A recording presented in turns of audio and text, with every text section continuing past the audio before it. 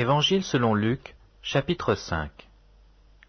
Comme Jésus se trouvait auprès du lac de Génézareth, et que la foule se pressait autour de lui pour entendre la parole de Dieu, il vit au bord du lac 2 barques, d'où les pêcheurs étaient descendus pour laver leurs filets. Il monta dans l'une de ces barques, qui était à Simon, et il le pria de s'éloigner un peu de terre. Puis il s'assit, et de la barque il enseignait la foule. Lorsqu'il eut cessé de parler, il dit à Simon, « Avance en pleine eau, et jetez vos filets pour pêcher. » Simon lui répondit, « Maître, nous avons travaillé toute la nuit sans rien pendre, mais sur ta parole je jetterai le filet. » L'ayant jeté, ils prirent une grande quantité de poissons, et leurs filets se rompaient. Ils firent signe à leurs compagnons qui étaient dans l'autre barque de venir les aider. Ils vinrent, et ils remplirent les 2 barques, au point qu'elles s'enfonçaient.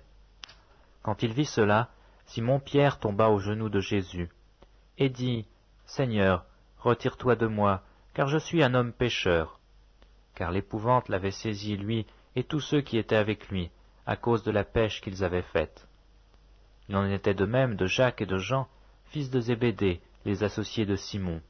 Alors Jésus dit à Simon, « Ne crains point, désormais tu seras pêcheur d'hommes. » Et ayant ramené les barques à terre, ils laissèrent tout et le suivirent. Jésus était dans une des villes, et voici un homme couvert de lèpre, l'ayant vu, tomba sur sa face et lui fit cette prière. « Seigneur, si tu le veux, tu peux me rendre pur. » Jésus étendit la main, le toucha et dit, « Je le veux, sois pur. » Aussitôt la lèpre le quitta. Puis il ordonna de n'en parler à personne.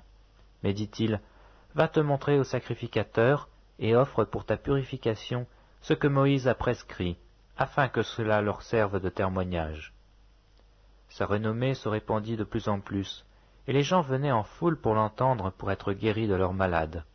Et lui, il se retirait dans les déserts et priait. Un jour Jésus enseignait. Des pharisiens et des docteurs de la loi étaient là assis, venus de tous les villages de la Galilée, de la Judée et de Jérusalem. Et la puissance du Seigneur se manifestait par des guérisons. Et voici des gens, portant sur un lit un homme qui était paralytique, cherchaient à le faire rentrer et à le placer sous ses regards. Comme ils ne savaient pas où l'introduire, à cause de la foule, ils montèrent sur le toit, et ils descendirent par une ouverture avec son lit, au milieu de l'assemblée devant Jésus. Voyant leur foi, Jésus dit, « Homme, tes péchés te sont pardonnés. » Les scribes et les pharisiens se mirent à raisonner et dirent, « Qui est celui-ci qui profère des blasphèmes? Qui peut pardonner les péchés, si ce n'est Dieu seul ?» Jésus, connaissant leurs pensées, prit la parole et leur dit, « Quelle pensée avez-vous dans vos cœurs? Lequel est le plus aisé de dire, « Tes péchés te sont pardonnés » ou de dire, « Lève-toi et marche » Or, afin que vous sachiez que le Fils de l'homme a sur la terre le pouvoir de pardonner les péchés, je te l'ordonne, dit-il au paralytique, « Lève-toi, prends ton lit et va dans ta maison. » Et à l'instant, il se leva en leur présence, prit le lit sur lequel il était couché, et s'en alla dans sa maison, glorifiant Dieu. Tous étaient dans l'étonnement, et glorifiaient Dieu. Remplis de crainte, ils disaient, « Nous avons vu aujourd'hui des choses étranges. » Après cela, Jésus sortit, et il vit un publicain nommé Lévi, assis au lieu des péages. Il lui dit, « Suis-moi. » Et laissant tout, il se leva et le suivit. Lévi lui donna un grand festin dans sa maison, et beaucoup de publicains et d'autres personnes étaient à table avec eux.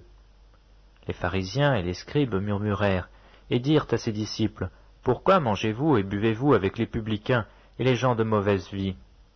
Jésus, prenant la parole, leur dit, « Ce ne sont pas ceux qui se portent bien qui ont besoin de médecins, mais les malades.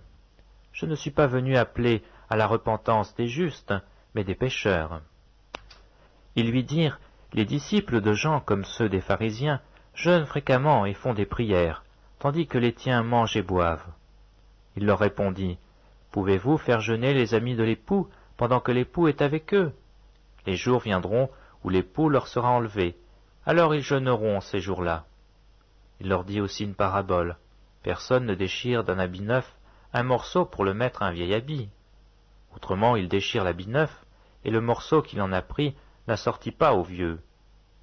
et personne ne met du vin nouveau dans de vieilles outres. Autrement, le vin nouveau fait rompre les outres, il se répand, et les outres sont perdues. Mais il faut mettre le vin nouveau dans des outres neuves. Et personne, après avoir bu du vin vieux, ne veut du nouveau, car il dit « le vieux est bon ».